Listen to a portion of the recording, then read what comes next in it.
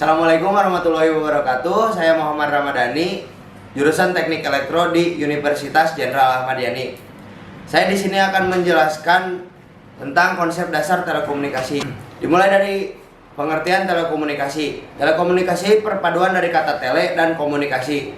Tele adalah mengoperasikan untuk jarak jauh. Komunikasi adalah menyampaikan satu pesan dari suatu tempat ke tempat lain, baik itu suara, huruf, atau bahkan dengan simbol. Hasil dari komunikasi adalah informasi.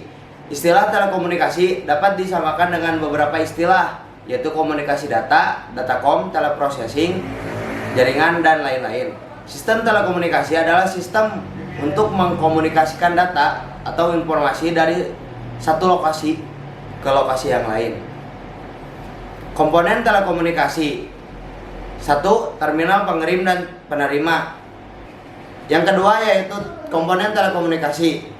Yang pertama, terminal pengirim dan penerima dan media transmisi. Hal-hal yang menyangkut media atau kanal transmisi diantaranya yaitu bentuk media transmisi, kapasitas channel transmisi, tipe kanal transmisi, dan mode transmisi. Selanjutnya yaitu bentuk media transmisi. Beberapa media transmisi dapat digunakan sebagai kanal transmisi, yaitu dapat berupa kabel radiasi elektromagnetik dan satelit. Untuk jarak yang tidak terlalu jauh, dapat digunakan kabel sebagai transmisinya, UTP, koaksial, fiber optik, yaitu contohnya. Untuk jarak yang jauh, dapat digunakan media radiasi elektromagnetik yang dipancarkan melalui udara atau microwave dan satelit. Microwave memiliki sifat pemancar line to sight atau pemancarannya tidak boleh terhalang sesuatu apapun, sehingga biasanya hanya digunakan untuk jarak 20 meter sampai 50 km. Stasiun digunakan untuk merelay data agar penerimanya lebih kuat dari stasiun sebelumnya. Kapasitas channel transmisi. Bandwidth atau lebar band menunjukkan sejumlah data yang dapat ditransmisikan untuk satu unit yang dinyatakan dalam satuan bit per second atau BPS atau satuan karakter per second CPS. Kapasitas transfer rate atau tingkat penyaluran digolongkan dalam 1. Tipe kanal transmisi dan 2. Mode transmisi.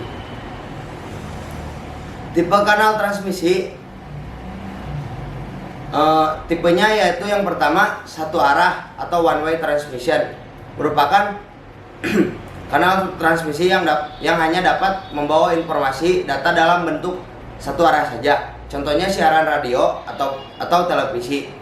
Yang kedua, dua arah atau two way transmission atau half duplex, disingkat HDX, merupakan kanal transmisi di mana informasi data dapat mengalir dalam dua arah yang bergantian, contohnya radio dan walkie-talkie.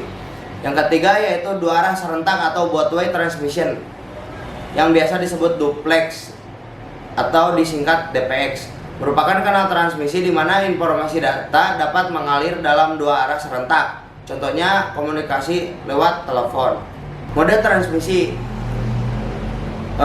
Tipe mode transmisi yang pertama yaitu mode transmisi paralel, di mana semua bit dari karakter yang diwakili oleh suatu kode ditransmisikan secara serentak satu karakter setiap saat.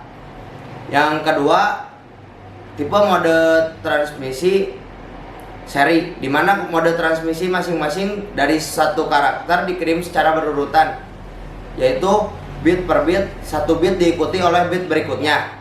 Bentuk transmisi seri yaitu yang pertama synchronous transmission atau waktu pengiriman dari sumber dan waktu penerimaan bit oleh penerima harus sama. Yang kedua yaitu asynchronous transmission atau pengirim dapat mentransmisikan karakter pada interval waktu yang berbeda. Selanjutnya yaitu telepon network topology, yang diantaranya yaitu point to star, mesh, point to multi point. Sifat hubungan point to star diantaranya yaitu hubungan di mana sentral sebagai pusat.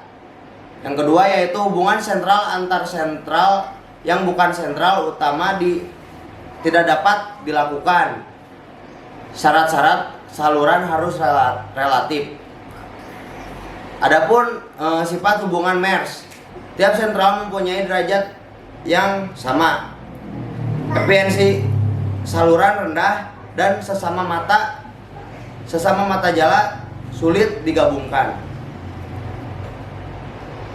Sifat hubungan kombinasi, penggunaan saluran lebih efisien, trafik rendah dipakai pada jaringan bintang sehingga efisiensi saluran lebih tinggi, bisa overflow hingga akan lebih efisien. Mungkin cukup segitu dari saya. Mohon maaf masih banyak kekurangan dalam presentasi kali ini. Diakhiri, wassalamualaikum warahmatullahi wabarakatuh.